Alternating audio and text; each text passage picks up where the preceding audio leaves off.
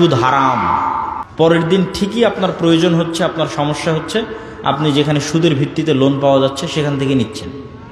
সুদ মানুষকে গোলাম বানায়, সুদের ভিত্তিতে লোন মানুষকে মিথ্যা বলা শিখায়। তোমাদের মধ্যে এমন কে আছে যে আল্লাহকে কর্জে হাসানা দিবে? তো আল্লাহ বলতেছে, আব্দুল্লাহ তুমি এই কর্জে হাসানা ওই ব্যক্তিকে দেওনি, কর্জে হাসানাটা কাকে দিয়েছো? আল্লাহকে দিয়েছো। মসজিদ ভিত্তিক একটা সমাজ গড়ে উঠুক, যে সমাজ দায়িত্ব নেবে, কিভাবে তাকে সহযোগিতা করা হবে এটা দায়িত্ব নেবে সোসাইটি। যে আপনি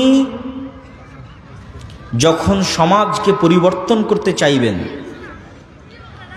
তখন আপনাকে গোড়া থেকে কাজ শুরু করতে হবে, একদম তৃণমূল থেকে কাজ শুরু করতে হবে।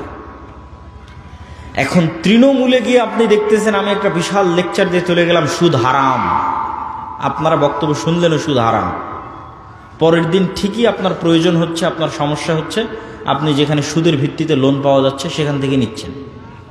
তাহলে আমি তো আপনাকে ওই সার্ভিসটা দিতে পারছি না। যে আপনাকে যে আমি সুদ মুক্ত একটা সহযোগিতা করে আপনারও যে একটা দাঁড়ানোর ব্যবস্থা করে দেবো সেটা তো আমি করছি না।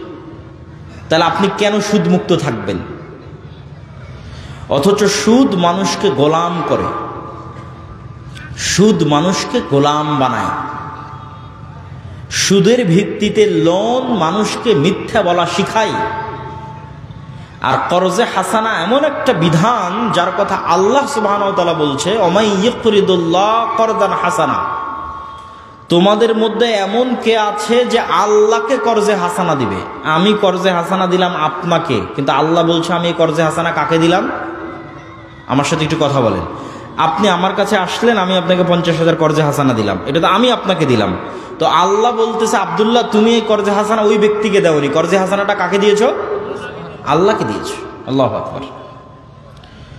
এই জন্য ইসলামের সিকিউরিটি সিস্টেম হচ্ছে, ইন্স্যুরেন্স সিস্টেম হচ্ছে সোশ্যাল ইন্স্যুরেন্স।